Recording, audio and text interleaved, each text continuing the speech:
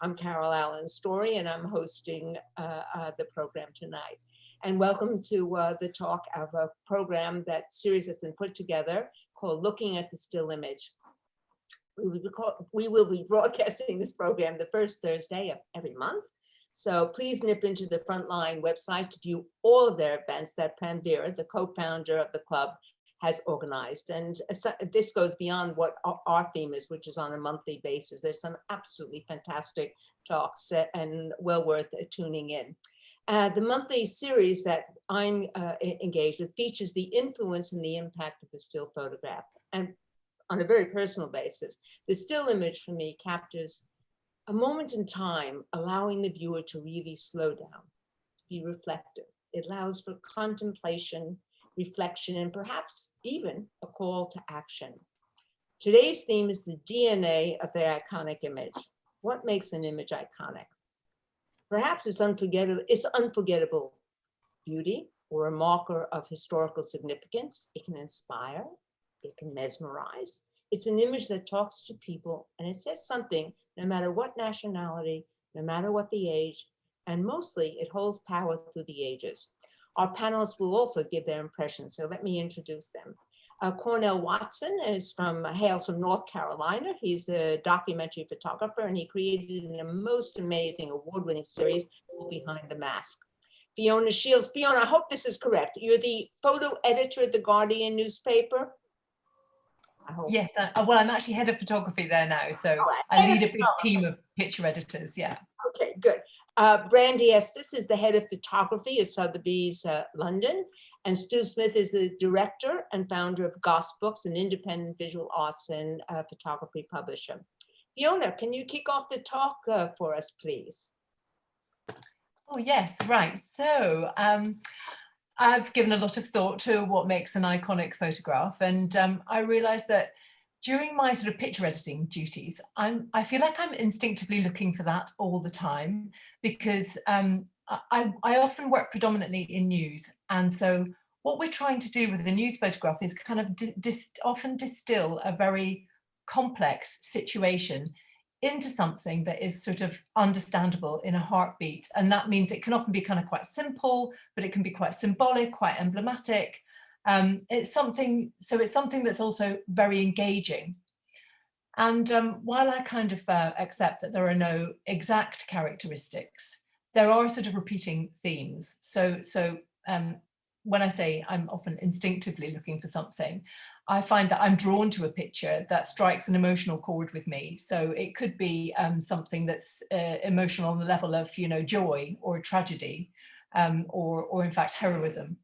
And then I think with an iconic image, and you see it kind of played out on social media now as well, there is this sort of democratizing of as the repetition is played out to a kind of broad audience.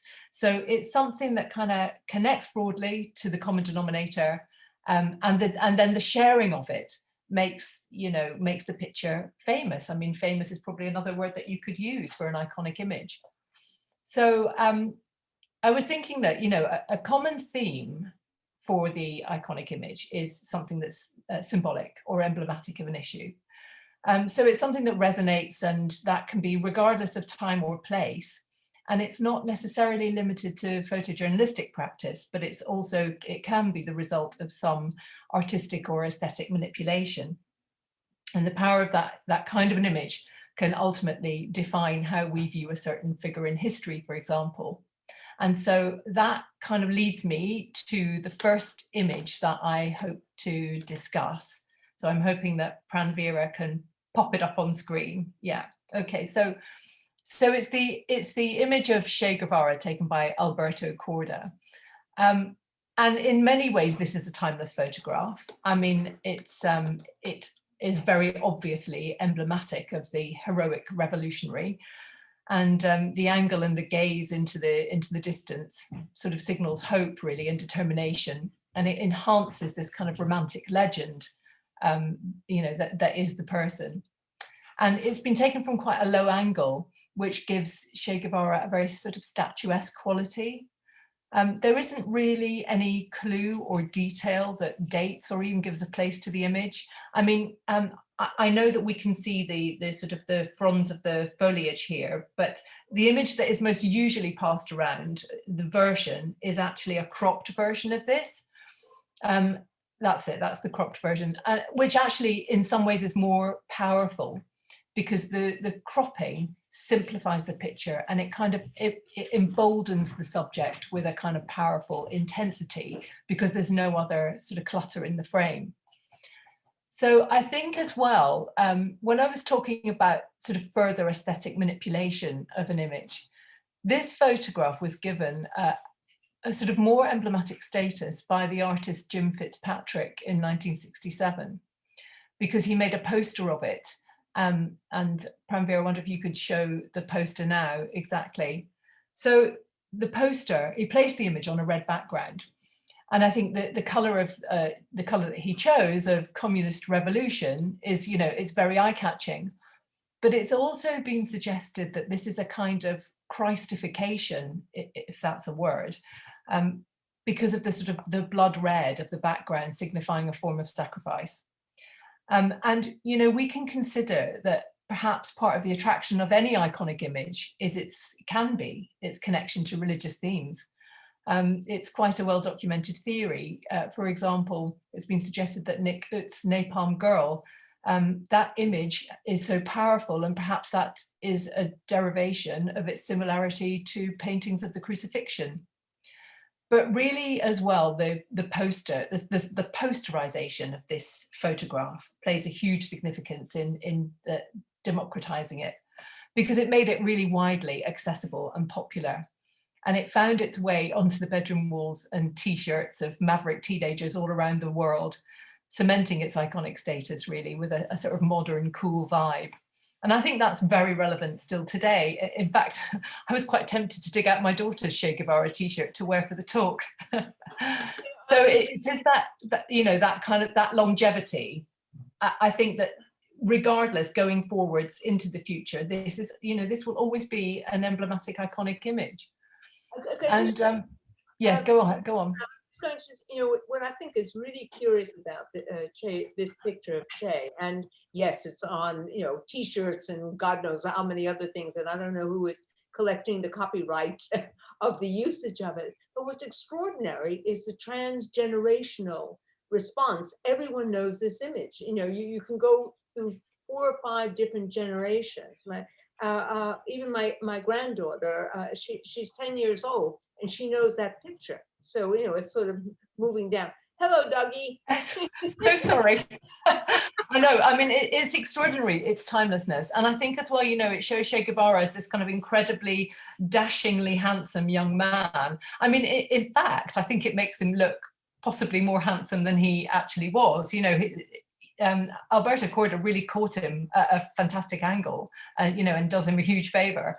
But, you know, that it kind of plays to the legend, doesn't it? And I think, you know, in film and, you know, and books, there is always that kind of notion of romantic legend that's never going to, you know, it's never going to be diminished. And I just thought that, you know, I kind of saw this theme repeating in the next picture that I was going to talk about, which is Neil Leifer's shot of Muhammad Ali. It's such an astonishing photograph, and again, it's about the legend of a heroic character in our, you know, in our lifetimes. So he photographed this this boxing match between Ali and Sonny Liston in 1965. And when you look at it, in part, he actually got quite lucky, the photographer, because he had this sort of prime ringside seat. And when you look at it, you can see through Muhammad Ali's legs the other photographers at the wrong side of the ring, who you know, who were more unfortunate and were never going to get the shot. But I think as well that, you know, Neil's very low view here, it gives Ali this kind of colossal status. And again, it's like that statuesque view of Che Guevara, because he's sort of towering in victory over the villain of the piece. And, you know, whether it's good fortune or actually the talent of the photographer to, you know, to craft this composition, I mean, I think it's fair to say that although Leifer was a very young photographer at the time, he was already a really experienced sports photographer. But he's given the image this kind of incredible dynamic theatre, placing Ali at centre stage, and it's got all the sort of drama and emotion and aggression, and a real sort of sense of occasion, and also, as sort of befits any epic sports photograph, it is the defining moment of, you know, it's for any editor, it's a total gift. It's a great knockout picture. And I know that, you know, with good humor, when I read about this, Leifer had said about his shot, I was obviously in the right seat, but what matters is that I didn't miss. Again, you know, that's the kind of key to the defining moment for any sports or news photographer. You just can't miss that. And, you know, obviously, as we all know, Muhammad Ali was a larger than life character, you know, a huge personality, known for his bravery, his strength, his tenacity. But I think what this iconic image does is, which is, you know, what many do, is it distills the essence of a certain situation, in this case, a person, into a single frame. And we saw that, you know, when Ali died, many newspapers used this photograph over and over again to you know, as a symbol of his life. And in fact, I've just included a couple of those in the talk as well, so that you could see how it played out. So powerful. Wow. Extraordinary. Yeah, but I mean, I selected it because I really did admire it as a sports photograph. It's kind of, you know, the sort of physical embodiment of the person. I mean, it's, you know, it's an image that's kind of head and shoulders above so many. It is. Ah, now we're going to talk about Demi Moore. A bit of fun now. Okay. So this is another image that I felt was very emblematic. So it's because it was certainly a first of its kind. I mean, I don't think any pregnant woman had ever been photographed like this before. And it is absolutely the kind of, you know, it's beautiful, it empowers femininity. And Demi Moore is, she's 7 months pregnant in this photograph. And it was taken, this is actually like an outtake of a shoot that she was doing with Annie Leibovitz for Vanity Fair. So it was never intended that she would land on the cover, you know, without her clothes on. This was taken as a personal photograph. But it became really like the first mass media image that sexualized pregnancy. And I think what had happened was that, you know, when Annie came to show her edit to Tina Brown, who was the Vanity Fair editor at the time, Tina really recognized that this was an absolute game changer and nothing like it had been seen. And it was a real symbol of liberation as well. I mean, it kind of freed women from the purgatory of sort of hiding away in tent-like maternity clothes. And I think it really signals a pride over a woman's pregnant form. And, you know, and that's it. So again, that sort of symbolism, very kind of simple, direct visual signals as well are the things that connect people in a heartbeat. And so, you know, because it was so astonishingly never done before, as a magazine cover, it was mass marketed and it was seen, you know, in every supermarket aisle. But it was also thought to be so revolutionary that it became the subject of many chat shows and was therefore sort of beamed into living rooms around the world. And so again, then you get that kind of, that sort of snowballing of repetition. And it's been so admired. You know, perhaps, I don't know, maybe every pregnant woman has had a little go at, you know, having this picture taken of themselves. But you know, as we know, copy or mimicry is a form of flattery. Even parody, actually. Banksy has done a parody to this image. But I mean, so a really good example would be Natalie Portman, coming up next. Yes, there she is. She has paid homage to the original, though I would say more demure than Demi Moore. And Serena Williams as well has appeared naked and pregnant on the cover of Vanity Fair in a similar pose. So again, you know, that countless repetition, it's a defining act. It's you know, it raises the original to an iconic status, and it's in particular, it's celebratory photography. It's a real honouring of motherhood. the pregnant body is seen as something wonderful. But just sort of returning to that religious theme, I wonder really if it connects us on a level where we're viewing a kind of Madonna of our own, modern time.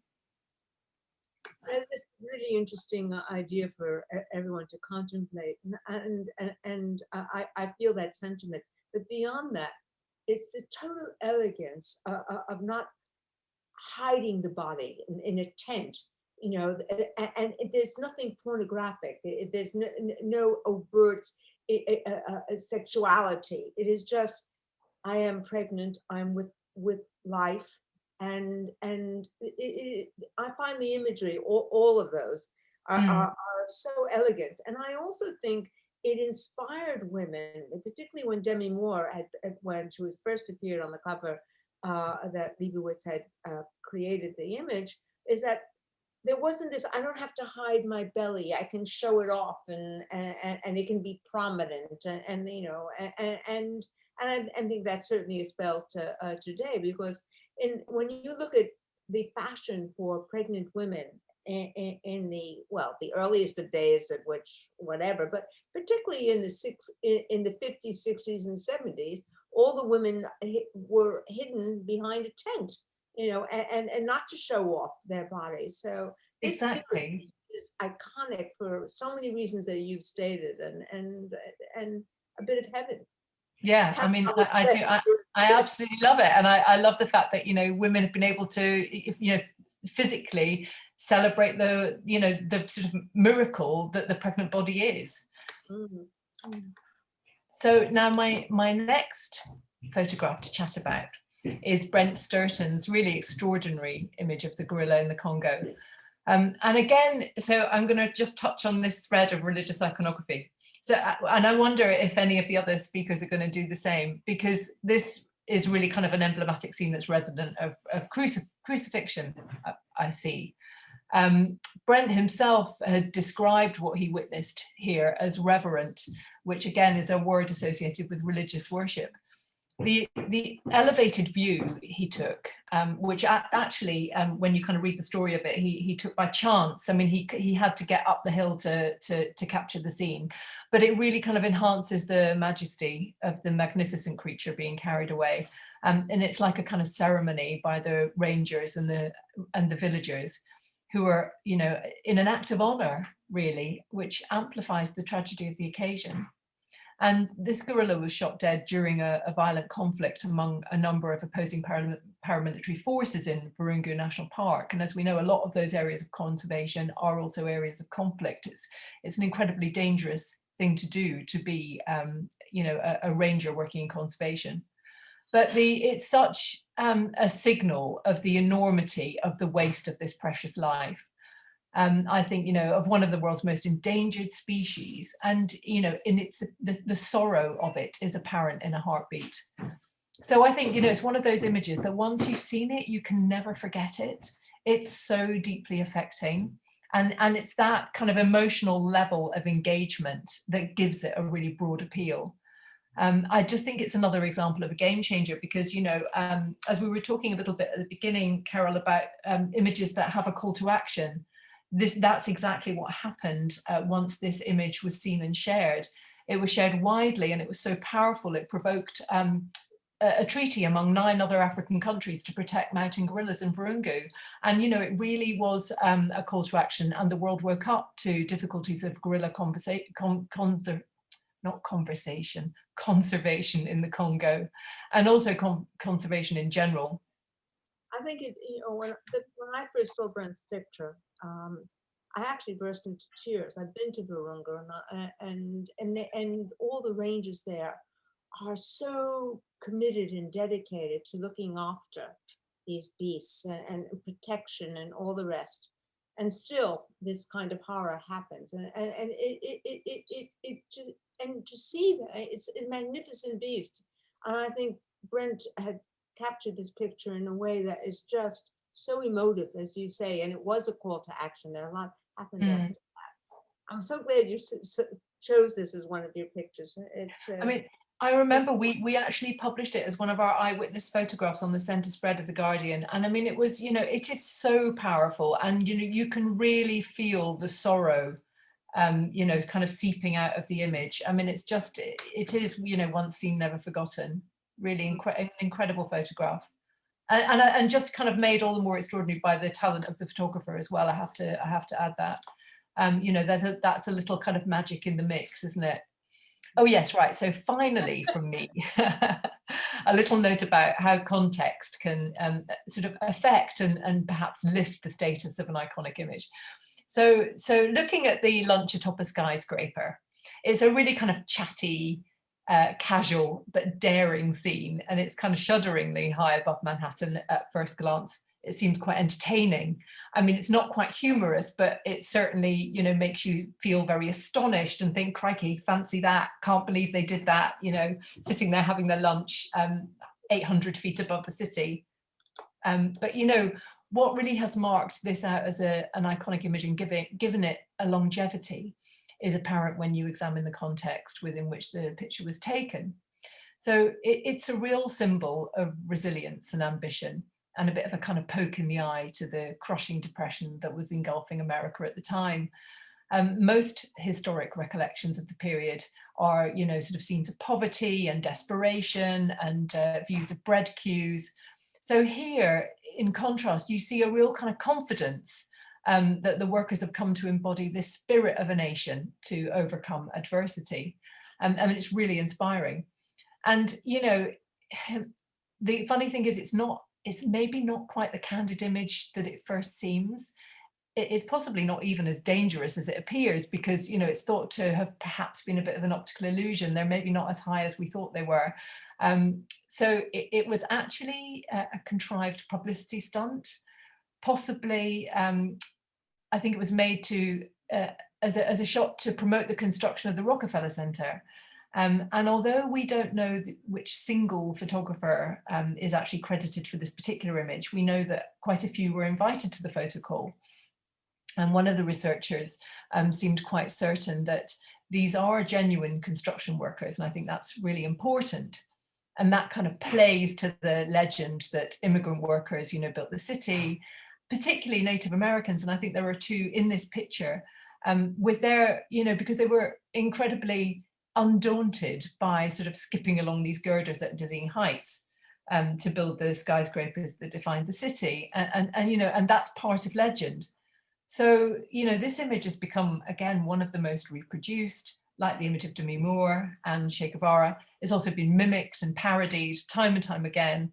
It appears on countless posters and t-shirts and fridge magnets, and has no doubt been quite a cash cow for Corbis, who was the agency that held the license for some time, and now it's Getty. But it has been one of the top historic selling images of all time.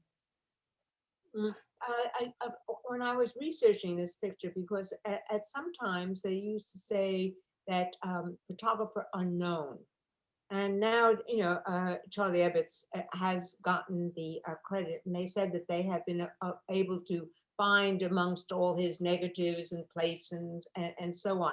But in the early days, when I was first researching this, they initially gave credit to Louis Hine as the photographer, which was not the truth. And when I first saw it, I said it was very much the kind of thing that Barbara White would have shot, and things that she did when she was shooting the Chrysler building. I mean, I love this picture. I think it's great, and what you described is, I mean, they're so casual, sitting above that. Oh my God. Yeah. I mean, it's astonishing, and and again, it connects you emotionally, because it makes you feel, it gives you a feeling of vertigo, and so you do have a sort of an emotional response to it. Absolutely fabulous.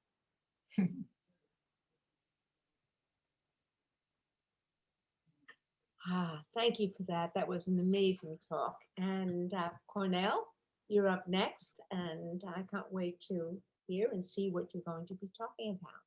Thank you. Over to you, Cornell. Oh, I was muted. Big kiss, rock and roll. There we go. Yeah, so I guess to kind of piggyback a little bit off of what Fiona said about like what makes an image iconic. I think towards the end of your description, you had mentioned like it's symbolic. Just a few minutes ago, you were just talking about like the context of the photo. I believe that also it changes, a lot of time it changes culture. It shifts culture, changes behavior sometimes in on both ends of the spectrum of emotions, like you mentioned, joy, and even on the other side in the dark moments. So yeah, it also it sometimes makes us look at things a different way, like things that we may have seen all the time, but then the photographer puts it in a way that makes us see it a different way. You know, it kind of changes our perspective on things. So I guess we'll start with let's start with the Malcolm X photo. So this is the first image I wanted to talk about as far as being iconic. So this image was taken by Don Hogan Charles in 1964, and he was the first Black staff photographer for the New York Times. And this image, you see it everywhere, especially in the context of Malcolm X when he talks about his approach to civil rights in the United States, which was in contrast with Martin Luther King's approach of nonviolence. Malcolm X's approach was really his statement of, by any means necessary, you know, we're going to get our civil rights. And so this photo really kind of symbolizes that approach of, you know, we're going to take up arms to get our humanity.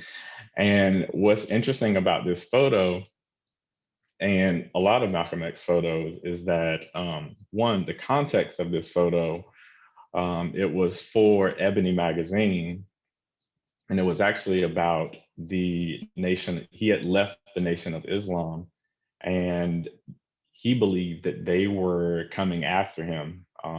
Like a little bit before this image was taken, his house had been, you know, hit with a firebomb, and so the image kind of took on a different meaning because this was about Nation of Islam, but the way that American culture and Black culture has taken on this image is more of an empowering image. But the one thing I was going to mention about Malcolm X is that he was an avid photographer, and so he would work with photographers and a lot of times stage the way that he wanted to be portrayed in imagery. And so this was actually one of those times where he actually kind of staged this photo to be looking out of the window while holding this assault rifle. And the other thing about this too is that, you know, it's also Black people weren't photographed like this around this time in the 1960s. As really being in a position of power with weaponry. And if you look later on at some of the other Black movements, like the Black Panthers, you'll see that like a lot of their imagery was inspired by this photo. The photo of Huey P. Newton sitting in the peacock chair with the rifle and the cane in one hand is really kind of inspired by this Malcolm X photo. So that's the first one. And did you have a question about that one earlier, Carol? I can't remember when we were talking before. When I've you know, and I'm very familiar with the picture. Can we just go back for a second, Brandei, just to hold that picture on the screen? What your explanation? I had no appreciation that Malcolm X was also an art director, photographer, and that this is staged rather than reportage and so on. But this image, the intensity in this image has always made me sit back and hold my breath. He's looking out the window. What is he frightened about? The intensity and the tautness in his face and everything that is there. It's so powerful. He's powerful in that picture, as you rightly described. And I find it is iconic, as you rightly selected. So well done for that. Amazing. Yeah. Yeah, and like I mentioned, like it's kind of taken on, like, even in hip hop culture, like KRS-One has used the same photo for an album cover, and then there was a lot of controversy around Nicki Minaj using the photo for album art.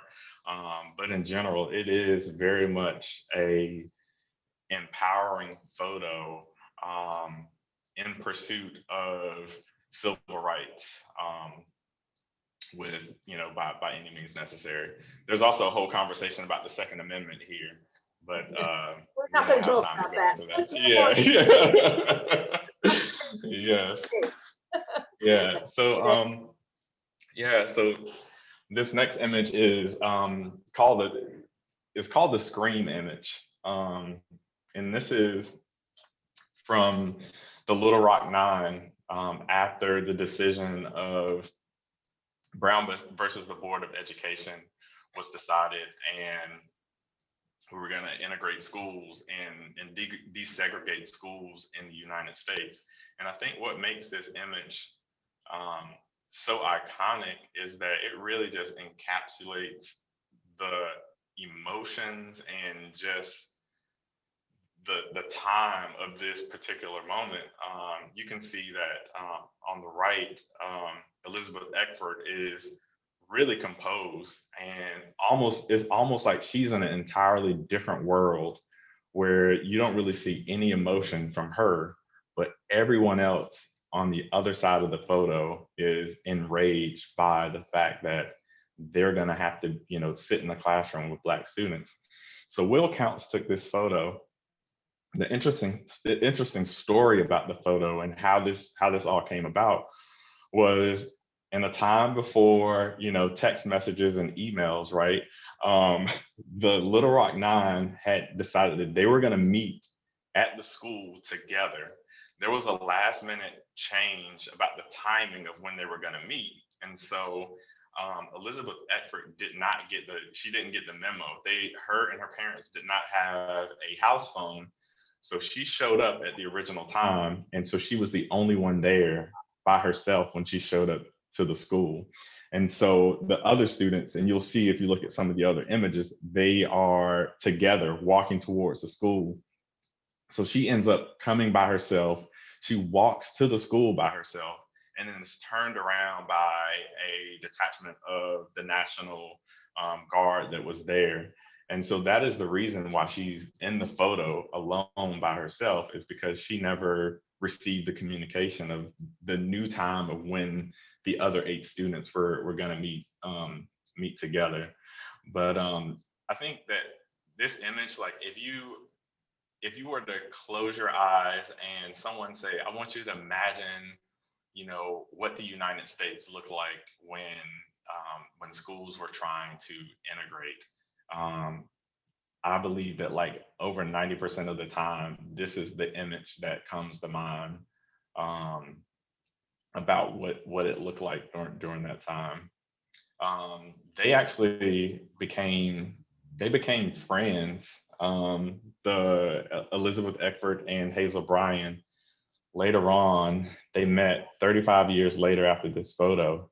And she apologized about all the racial epithets and just, what happened during this moment. And they somewhat built the friendship. And then later on that it fell apart. They have this like off and on type of friendship now. But I thought that part was interesting about this photo. She said that this image basically haunted her for the rest of her life. As well for Elizabeth too. She ended up having, she was diagnosed with PTSD.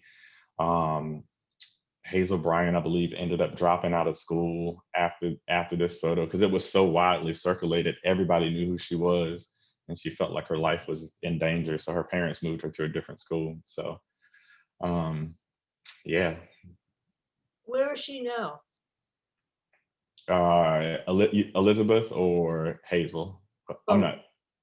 Yeah, I'm not sure where they live at now. There is an author who wrote a book about them, and it's called Elizabeth and Hazel. And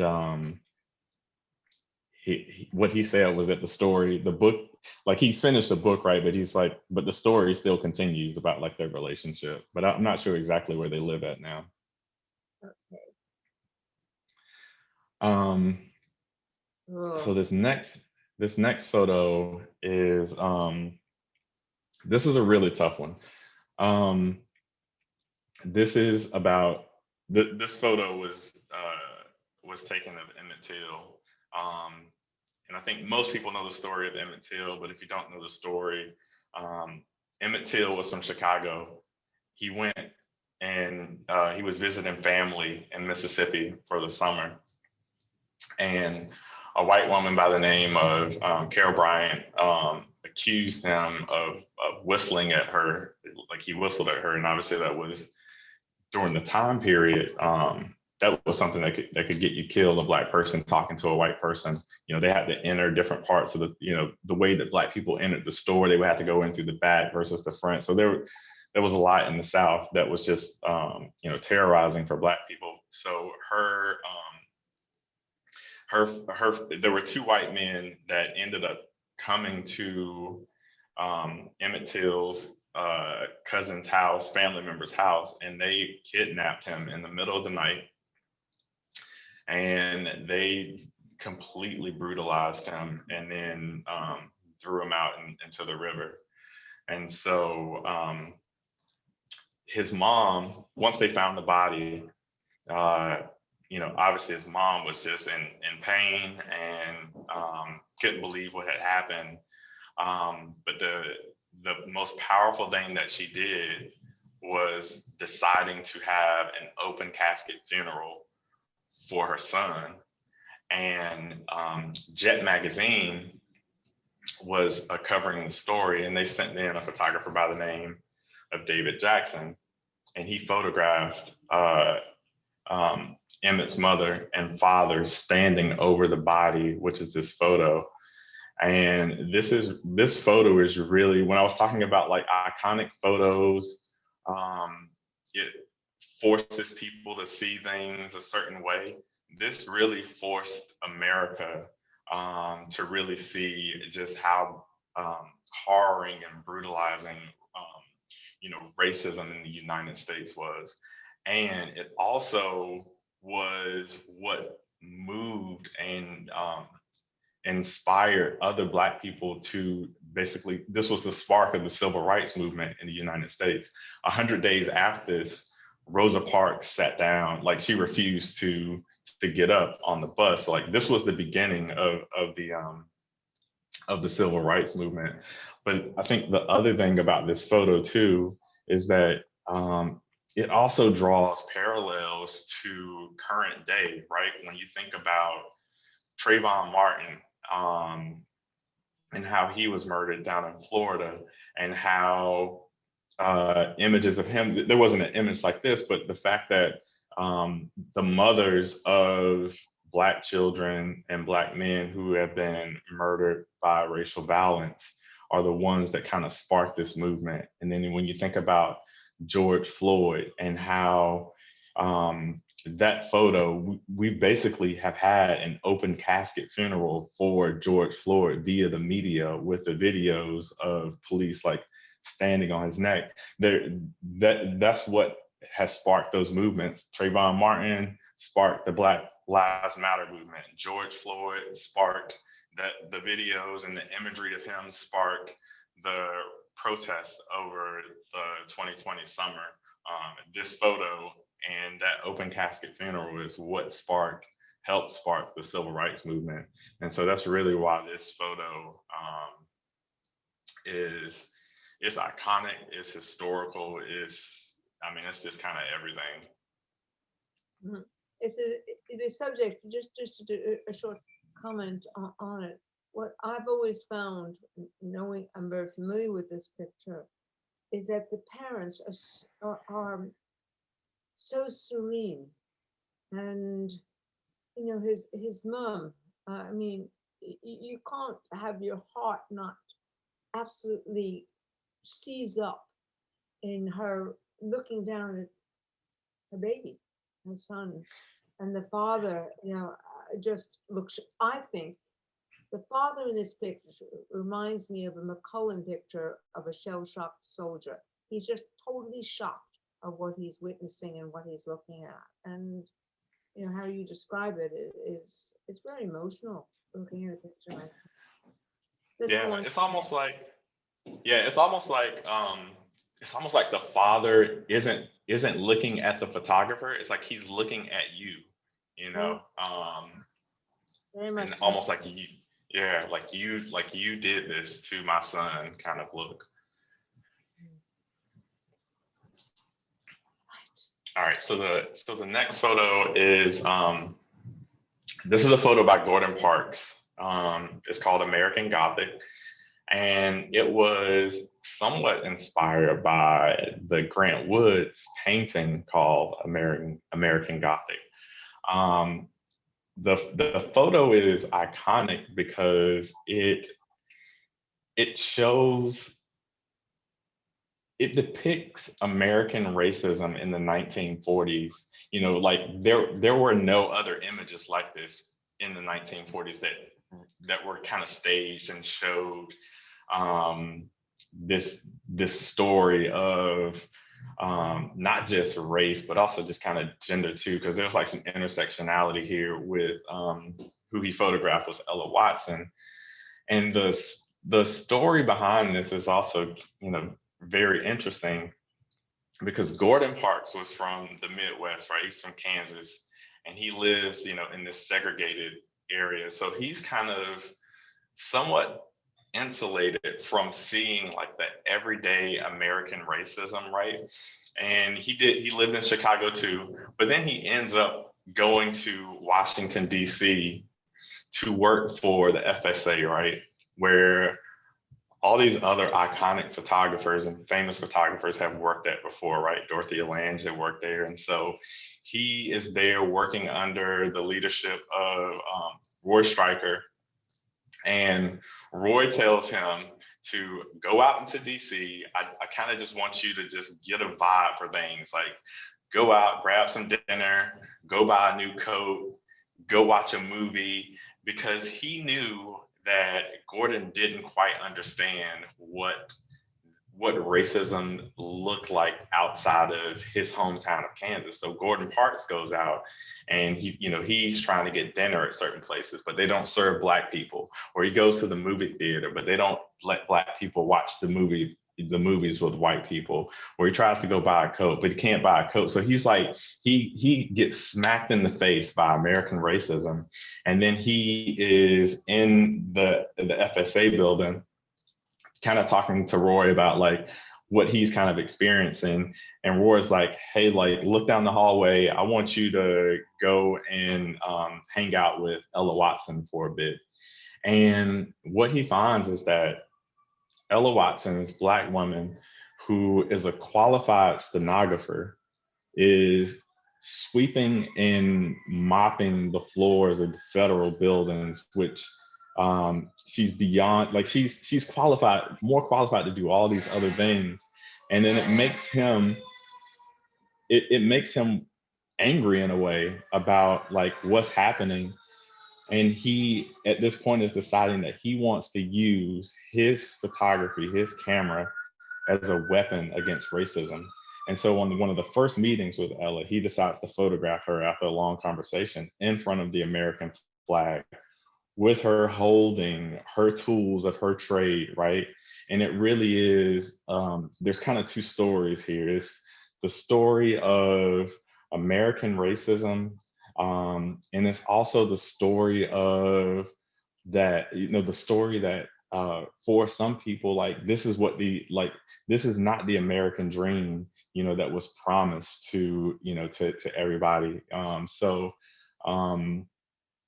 Yeah, and the other thing about the photo was that it was taken in the 40s, but it wasn't published until the 1960s. So Roy Stryker saw the photo And he's like, dude, like, there's no way we can publish this. Like, we're gonna piss off white people with this, and they're the ones who are funding the FSA.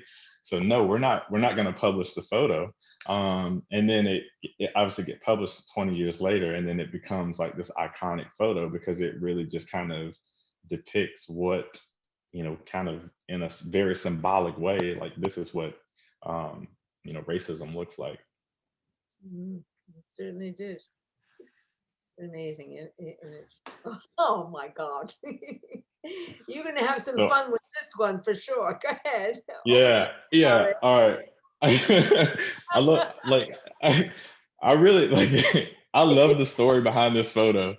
but it's also like, it's iconic because, like I mentioned, it's the context of the photo, right? Is World War II. Churchill is in Canada and at a meeting with allies who are now like starting to get involved in the war. And he just finished giving a speech. And Yusuf Karsh is, interestingly, he is a survivor of the Armenian genocide of World War I, right? And so they are telling him that, like, he's gonna have the opportunity to photograph Winston Churchill. He has everything set up, ready to go. What he doesn't realize is that Winston Churchill has no idea that he's about to be photographed after he gives his speech. So he comes into the room. He's got brandy in one hand. He's got a Havana cigar in the other hand that he's smoking. And he looks around and sees all the equipment set up in the lighting. And he's like, what's going on in here? He was like, I'm not like, what's happening? He was like, I'll give you one shot to take a photo, kind of thing. And so he sits down to get ready to take the photo, puts the drink down. He's still smoking his cigar. So there's cigar smoke, you know, kind of in the air that will distort the image, right? And make it cloudy looking. And Yusuf asked him, you know, he puts an ashtray in front of him thinking that it would prompt him to put down the cigar, but it doesn't. And he's still smoking it. So he gets behind the lens, looks at the photo, gets everything framed up, and then he reaches over it and pulls the cigar out of his mouth. Oh my God. Which makes him have this like very like belligerent look, like, I can't believe you just did that. And in that moment, he snaps the photo, which basically tells the story. Like, I think what also makes this photo iconic is the fact that it is this raw, it's his raw emotion, right?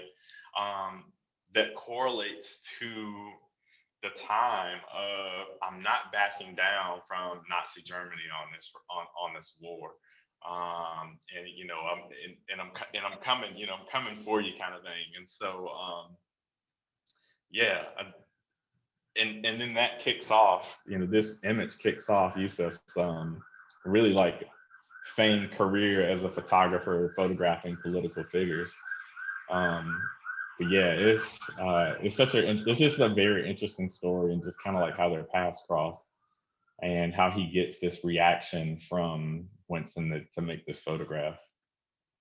I think of all the images of Winston Churchill, that Yusuf captured his inner soul in this picture. And what's really interesting is the backstory that you've just shared with us is that Yusuf he must have been an immigrant at that time, and a survivor of the Armenian genocide, which now is finally being acknowledged that it was a genocide. It's taken a few years, but never mind, it's finally happened. Thank goodness for Biden and doing that. But I love this picture. Right. All the reasons you cited. Okay. Thank you so much. That was so interesting and so insightful, you know, and I love the backstories and so many that I absolutely have no knowledge of whatsoever. Absolutely none. Okay, Brandei, I'm waiting for you, darling. Hello, hi, good evening, everyone. Hello, it's been so interesting looking at all these great images and listening to all the stories. Such a treat. Well, first of all, thank you so much for coming tonight, because I know that you had a jab of one of the one of the COVIDs, and it sort of has hit you between the eyes. You look stunning. So there you go. I'm going to carry on and so on. I can't wait for you to present your pictures. I did have a sneak preview, so go on. Thank you. Thank you. Just to explain to everyone that I've chosen 5 images, which I do feel are incredibly iconic works. And they're also works that we featured in our 50th anniversary sale here at Sotheby's 2 weeks ago in London. So we were the first auction house to have dedicated continual annual photograph sales from 1971. So we had a wonderful celebration between our departments in New York and London 2 weeks ago, where we sold 25 photographs in New York and 25 photographs here in London. And again, the idea behind the sale was to have a variety of works that were all iconic in their own way. And as we're talking about what does iconic mean, and to echo what Cornell and Fiona have already said, I think context is a big key. And as you'll see from my chosen 5, 4 of them are fashion photographs. Fashion photography is a huge passion of mine, and it's an area that we have seen collectors really grow into and collect and appreciate more and more. So I think when you're looking at the works that I'm showing, remember that these were works that whilst now they're bought and sold to be put on walls, they were meant for a printed press. They were meant for magazines. So again, the context is so key. So thank you, Pramvera. I'm happy to start. So this is a work by George Hoyningen-Huene, 1930, The Divers. I hope many of you are familiar with it. I'm sure many of you have seen it. I feel like it was one of those works, a bit like the construction workers, Fiona, in New York, that Athena had as posters, no, in the sort of 80s and 90s. If you were growing up in the UK, it was something that you were familiar with. And what I love about this work, it was shot for French Vogue. And I think immediately what people think they see are 2 swimmers. Of course, the title is suggestive of where we are. It looks like we're by the sea. It looks like they're sitting on a diving board. They're called divers. They're wearing swimming costumes of that time. However, always question what you see because this is in fact a rooftop in Paris. So we are not looking at 2 people at the sea. We are looking at 2 models on a roof in Paris. Obviously a very sunny day. And what I love about this is Hoyningen-Huene had started working for French Vogue in 1925. And again, remember the context. In the 20s, Paris was really the center of fashion, and it was the place to be before New York became, I would say, more of the center of fashion and fashion photography. And so it was an incredible honor to be commissioned by Vogue, and Hoyningen-Huene was one of the top photographers at that time. And what is so interesting about these models is that the male model here is Horst P. Horst, who had just arrived in Paris that year. And he also became a photographer and muse to Hoyningen-Huene, and they later became life partners. If we just go back, sorry, Pramvera, just I'll round up and finish. But so whilst you can't see his face, and he's this sort of perfect idealized man, Horst P. Horst, and he was an incredibly beautiful man. He was a model as well as a photographer. The woman with him, I think for a long time, people weren't sure who she was, but it has been identified as being Lee Miller, whom of course was at that time in Paris. She had come to Paris as a model and was working there and met Man Ray and the other surrealists, and of course worked with Man Ray, discovered solarization with him, and was his collaborator, partner, muse. And as you can see here, she was also a fashion model and muse for Hoyningen-Huene. So I love how again, thinking of iconic, it's such a simple shot. It's so effective. It's so beautiful in the minimalist qualities. And yet everything you see and what you are pushed to believe by the title is false. It's not, these are not divers. They are not at the sea. But because of the simplicity and I mean, how the haircuts and the clothes, it's so timeless. It could have been shot at any point. It reminds me of those great fashion campaigns in the 80s for perfumes, Calvin Klein, you know, this very simple minimalist look. And again, it was so effective, so sublime, and just really, really beautiful. So for me, that was one of the most interesting fashion photographs. And we have to remember at this time, a lot of fashion photography really happened in the studio, as we will see in the next slide, Pramvera. Before we do that, just to make a reference point, we're looking at a fashion picture where we're looking at that time, two models.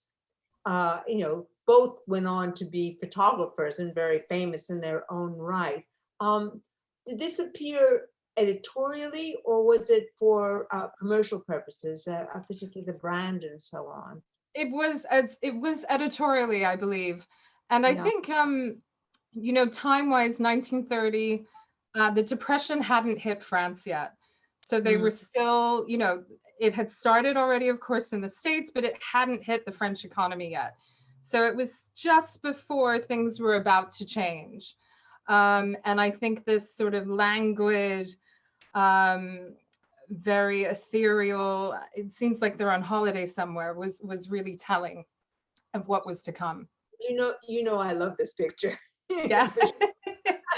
I actually had an extraordinary pleasure 2 weeks ago that I went over to Sotheby's, and Brandei gave me a tour of these iconic images, and I told her I'd have to probably wear my mask to steal from 3 different banks to afford. Not that they're that expensive, but just enough to not put me in the right category. Carry on. Thank you, Carol. So if we go forward to the next image, as I mentioned, the male model in the previous one is the author of this work here, Horse P. Horse, shot in 1939. The photograph we just saw preceding was 1930. So in these 9 years, Horst has transitioned from a model into a successful photographer himself. And he is the protege and partner of Huyningen Hune, who was the photographer of the previous image. Now, what iconic, what does that mean? Again, I think here, this is such a recognizable image that so many people know. And it is in the studio, as we can see.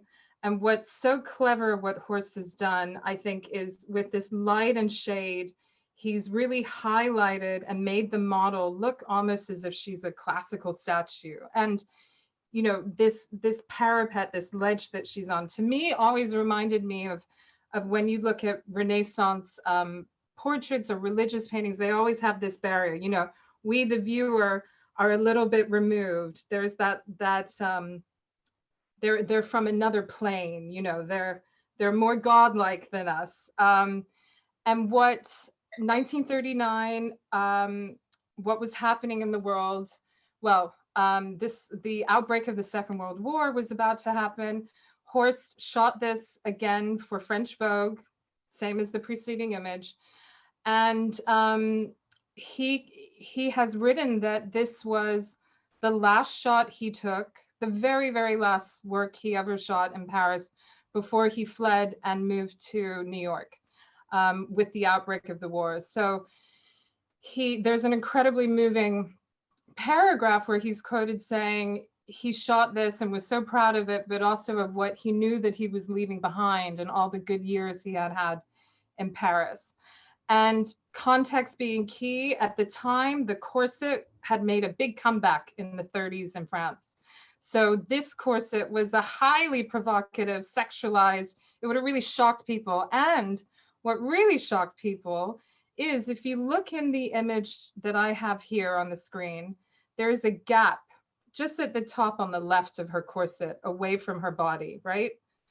Now, that was deemed originally so provocative and too sensual to ever have replicated again. So in many images of this work, you see that the corset has been tightened, and it was gone over to pull it tighter into her body, because that was seen as, that was thought to not be as provocative as this loose corset. I just love it. It's just such a timeless shot. Again, there's something about it that's so beautiful, but the context and what it meant to the photographer and everything that he was leaving behind on the brink of the Second World War. So moving on now, very different from the two that we've seen before. Peter Lindbergh, 1991, The Wild Ones. I think here we've got 8 supermodels. And Carol and I were talking about this when Carol came 2 weeks ago to Sotheby's. This was the era of, you know, I can still name, I think, almost all of these women. They had such an impact culturally on fashion and what was going on in the world. And remember, at this time, we've just come out of the 80s, and that power woman and the shoulder pads and the hair, and Peter Lindbergh was approached by Vogue by Lieberman in the late 80s and said, you know, would you do something? Would you do an editorial? And Peter just didn't like the look of the works that they had been commissioning. He wanted something more freer. And one of the first shoots for Vogue that Peter did was that very incredible shoot of, I think there were 6 supermodels in Santa Monica just wearing a white shirt. So it was so different, stripped back, not with this crazy makeup and hair that was, you know, normally what we saw women photographed in the 80s, but really stripped back, and women as themselves playing on the beach, albeit supermodels. And at the time, it wasn't actually used. It didn't make the cut, but it ended up being one of Anna Wintour's most, what she called one of the most important fashion photographs ever.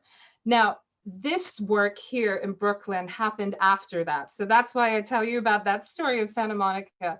And I think knowing that before, I love that here these women, knowing that in Santa Monica, they were playful, having fun. Here they're strong, they're femme fatales, they're dressed as bikers, they're taking no prisoners, no shit.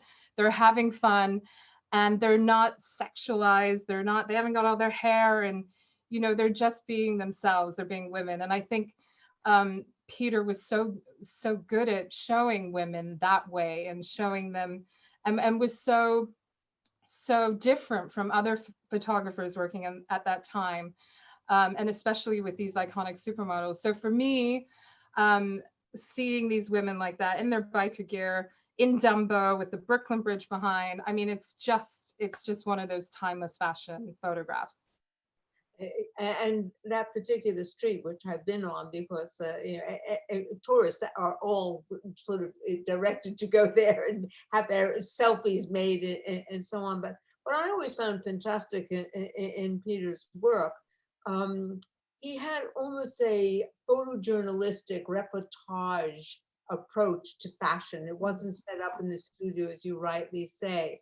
But you know, and particularly, you know, all these models in the day, as you rightly say, supermodels. You know, look at Naomi and how young she is, and all of them. And it was, I think, one of the most iconic fashion images that have ever been made ever. You know, definitely. And I love how they look like an Amazon tribe. You know, these women all tough together, taking no bullshit. I love it.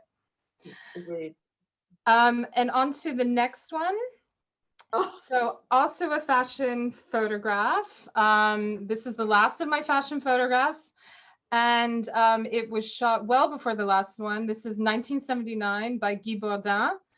And it's called Mouse Hole. And it was one of the works for Charles Jourdain. So the very, very famous shoe brand that was very sexy, French shoe brand. And Guy worked for Charles Jourdain. They had a partnership for 17 years. And what Guy Bourdin was so clever in the 70s, he had his very own vision of what fashion photography was, and it really blurred the lines with moving more into contemporary art, very surrealistic. As you can see, there's what's going on. You see the shoes, but you see this sexy woman in her fishnets, and she's going over into this abyss. It's clearly in a studio. I love how just the colors, it's very simple, it's very striking. Again, like the horse, there's a monumentality in that simplicity and the strength of it. And if you know Guy's work, if you don't know Guy Bourdin, please have a look. He was extremely provocative, and a lot of his work really sort of crossed that line and blurred the lines between sex and death and fashion. But again, remember what we're looking at. This was meant to be in a magazine. So when you look at this, and when you look at other Guy Bourdin works, remember where the gutter was. If this was a double page spread, remember where the line is. And Guy Bourdin was always very aware of that. And he just changed fashion photography. It was very different. He did shoot in black and white, but I think for me, it's his color work that was so expressive and so different and so very surrealistic. I think, as we've seen with the horse, the Mainbacher corset, there's this surrealistic side, and that's always been in fashion photography, whether it was from the 30s then through to here, the late 70s. And I think along with him, besides Guy Bourdin in the 70s, Helmut Newton, of course, was the other great name that really changed fashion photography and gave women such an empowering strength in their own femininity and sensuality that we didn't see before. So incredibly provocative and incredibly different for the time. And also this, what's an iconic shot? This could have been shot, I think, today. There's something timeless of this, which I really love. And it is a stunning picture. And I'm a great fan of Guy Bourdin. And I told you some years ago, I won't even use the language that I use, but I don't know how successful the campaign was for the shoes for Charles Jourdain, but certainly I was one of I couldn't afford the shoes, and I would save up for like 6 months to buy one pair of sky-high stilettos that just said everything about femininity and empowerment, as you rightly say. It's a great shot. I'm totally passionate about it. Thank you for that. That was absolutely amazing. Thank you. And then just to end, again, this was one of the works we had in London in our anniversary sales. So these 5 that I've shown you were a 5th of what we had here in London. And Malik Sidibe, just to me, this photograph is just pure happiness. It's joy. Again, what's iconic about it? It's a time, 1968, when Malik Sidibe was photographing, going out at night. He was one of the few photographers at the time who had a flash camera, but this is of course shot in a studio. But there was joy, there was fun, there was Western music, and it just was a time. And if you read about that time and around, people were happy, they were fun, listening to music, fashion, and people wanted to document this. And so there was this rise of this studio photograph, which of course has been around since forever, since the origins of photography. And I just love that we're seeing this, that we have a West African photographer in his home country shooting his friends and his family. And there's just the poses and the style, there's so much swag, and it's just so cool. And the work that we had in our sale of this was huge. It was a meter by a meter, the image. And it's just monumental in its size and monumental in the feeling. And I think along with Keita, Sotheby and Keita are of course, they've had a wave of interest recently, but of course they have been collected for many years. And it's just something that, for me, it's a work that I would certainly love, and I think anyone could live with and enjoy. And again, it's of its period, it's of a time, but yet the feeling and the sentiment is timeless. And I mean, just looking at it now, I can't stop smiling. I love it. Well, that is a wonderful ending to your chat. Thank you for that. Thank you. And I love the pictures, as you know. Stu? Watcher. Gotcha. Oh, watcher. I love you, Stu. You know I do. It's over to you, darling. Thanks. What, have I got 10 minutes? You've got more than 10 minutes. We I can do it in 10. You can do it in 15 or 20, whatever it takes. We can make it happen for you. So, Carol, you asked at the beginning why, a question of iconic images. And why did you ask me? And I thought, Christ, I haven't a clue, because I don't really know. And that was the problem. And you gave a list of pictures that are iconic, and some of them have been shown. We also, there was Cornell Cappers, I think the Spanish soldier, or the being shot, or the in Times Square, the sailor being kissed with the lady, or Cartier-Bresson with the man jumping, across the water. Now, all of those images, one might say, have been fabricated, or maybe they weren't real, or they were set up. So I could talk about those, but then, all these things now with the flipping internet, we could find it all out, and I'd be telling you something or somebody would write in and say, well, I know better than you. And so what I thought was iconic is something that was probably personal to me, what I grew up with, or what I saw, and the things that I remember. And I was looking on the web trying to find some of these images, and some I have in books, and some I couldn't find at all. So that's what I thought I would look at as iconic. I've missed quite a few out, because it's a very difficult thing, because I design photography books. People ask me, what's your favorite book that you've done? And it's not one book, as if, picking 5 images. There are lots of things that, for me, make a picture work. We also talked about Eliot, because I work a lot with Eliot Erwitt, and he said what makes a good picture is it has to make you laugh or cry. And I think most of the pictures that I've chosen probably make me cry. And, in the same way that although I like happy music, I equally and probably like sad music more, not because I want to be maudlin, but just because the emotion that I feel is a different thing. So that's my thing. I have no authority to talk about iconic images, so I plumped and just went through what I thought of what I remembered as a kid, or when I started looking at photography, that really, so I don't have a great amount to say about each picture per se, but these are the pictures that for me were important, and there we are. So if we can have the first one. So this is by George Roger.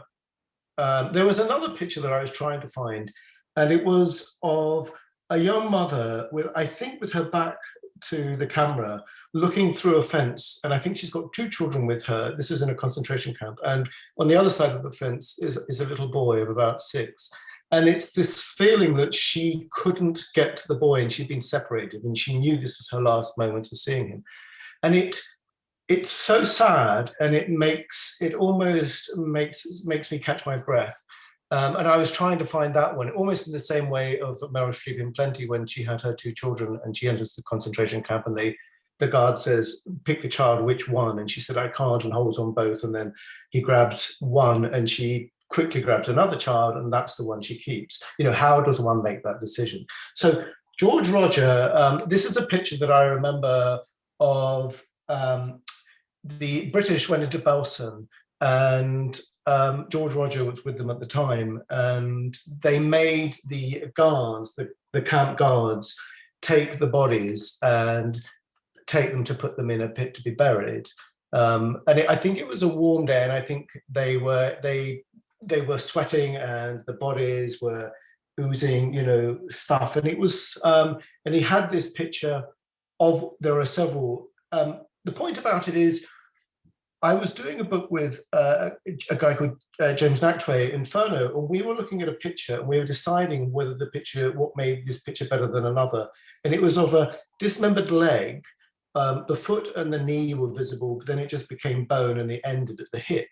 And we chose that picture because next to it was a picture of a leg, an advertisement of a leg in tights on a newspaper next to it. And it was that juxtaposition that made the picture work.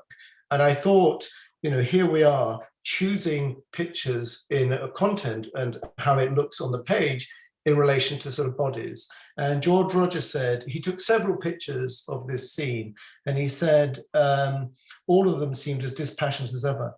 But adjusting the camera to get a better frame bothered him so much, and it seemed an abomination that he'd never want to document or go to a war again. And I think this idea that he was composing pictures to get a good picture of bodies is the thing that stuck with me. So that's that one. If we move on to the next one, this was another one that I saw, and again, I don't know much about it. I think it's the boy is looking at his sister who is being killed in the back of a truck. And again, I was very young when I saw this, and it has always stuck with me. And I didn't know who the photographer was at the time, but I just find it, it makes me quite emotional, and I put myself in certain situations, and I just find it a very strong, powerful image. That's all I have to say on that one, Carol. We're going to move on to the next one. You can say some. Just on that one itself, is can you imagine a child that looks so young, seeing his mother in that position in the back of I think it's his sister. Sister, rather. Yeah. Sibling and so on. And the pain that he's feeling, the emotion you can see in his face is breathtaking. It's breathtaking. The other thing about iconic images is, as I said, I've been working with Elliot a lot. He has taken a lot of iconic images, but the pictures that he sells is that I only sell about 2 pictures of the same, it's only 2 out of all the whole canon of what he does. There's only about 2 pictures that are bought continually. And that also makes you wonder why, how is it becoming iconic? Is it because it's seen a lot that other people think it's good? Is Taylor Swift, does she do a good song because it's played a lot more than another band that we don't hear of? So how does that make it an iconic thing? In the same way that I think history will be the teller of what becomes really iconic, and in the end, that'll last. Anyway, that's that one. So there's Lee Miller in Hitler's Bathtub. Again, I just really like the fact that Hitler's bathtub is really quite small. There's a picture of him there, much like in my bathtub. I've got a picture of myself in a suit next to the side of the bath. But I just like the fact that there she is. And when I looked at this picture and researched it a tiny bit, I saw the contact sheet, and there was this other guy as well, and he'd had pictures taken of himself in the tub too, but he wasn't half as alluring as Lee Miller was. But again, this is there it is, David. This is this picture, again, I really liked and I've always liked, along with another one that Lee Miller took, which I think is of a German soldier in the water, drowned. And that's all I have to say on that one. Carol? I'm going to stop you before you go to Marilyn for a second. And just one of the things in that image of Lee in the tub, I remember when I first engaged in that picture, I was thinking of all the details that are there. There's a picture, and I don't know if that was set up by David, Hitler on the left-hand side in the back. That Lee's boots are facing into the tub, and there seems to be mud on that kind of bathrobe. And then the nude, the statuesque on the right-hand side. And it looks like it was stage set.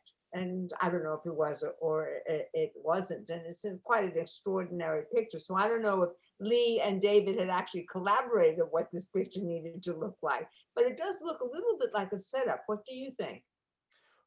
Well, I mean, I don't know. I mean, would you have used Hitler's flannel? So maybe no, because you don't know what he used the flannel for. Because of course, I have 2 flannels. one for my face and one for other areas. So of course we don't know which flannel she's using, and of course there's two sitting there, so she might be using the wrong one. But you're right, I do like the rug, which is really quite dirty. But again, if you saw the contact sheet, it's I think there are 10 frames out of the 12, and David is in about 3 of them as well. And I just think it's quite an interesting picture that was always stuck with me. So I talk a lot about, when I do talks, about this picture of Evelyn by Marilyn Monroe, and I really like the look on Marilyn's face. And again, to capture for a moment, to get something, that is the key. And all the other pictures I've seen of Marilyn, she always seems to have a perfect look or expression, or she knows how to look at the camera. And I was talking, or Eve Arnold did say that when she photographed Marilyn Monroe, she has this very fine down on her face, her hair, that catches the light beautifully, and always, no matter what the light was, she looked beautiful, and you could never take a bad picture. But what I like about this is the look on Marilyn's face, as if he's caught her in a moment where she suddenly thought, I've left the gas on, or just this moment where she looks vulnerable and not the person that we often see in the pictures.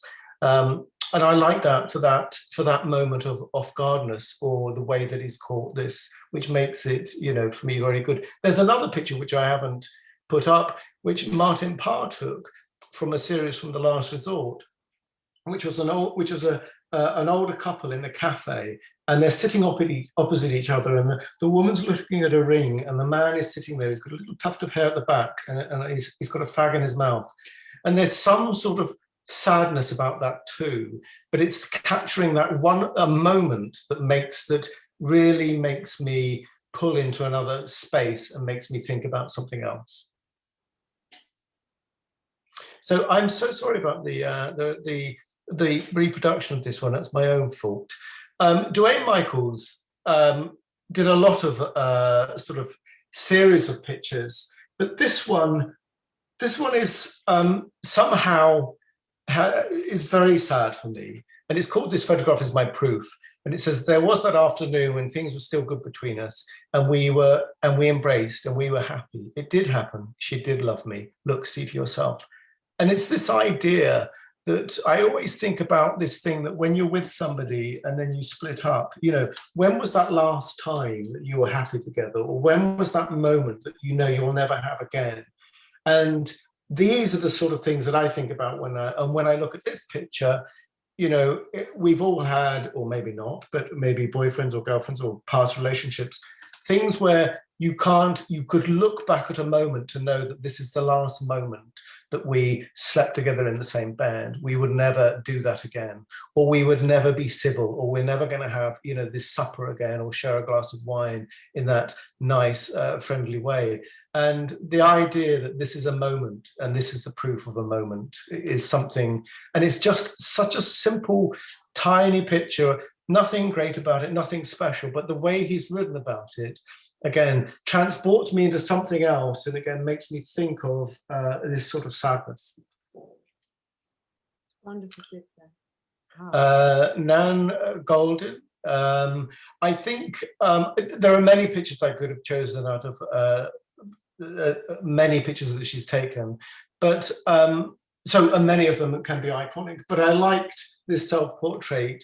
Look at this, that's even 1 month after being battered. So again, I think Nan Goldin is an incredible photographer, and the style of photography that she took, and how now we see it so much nowadays, but she was somebody that was taking pictures